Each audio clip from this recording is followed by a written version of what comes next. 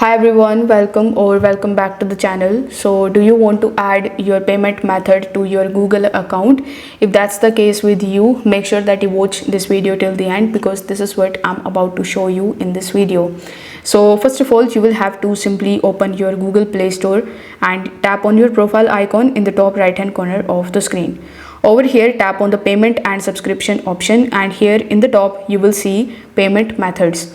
So you need to simply tap on payment methods, and after that you just have to simply select add credit or debit card, or you can even choose another payment methods like UPI, PayPal or bank account depending on your region. So let's say you have selected credit or debit card. So after tapping on it, it will redirect you on the next page and the screen will be blank because that option cannot be recorded. So you just have to simply provide your debit or credit card details like your credit card number, its expiration date, CVV, and then tap on the save option.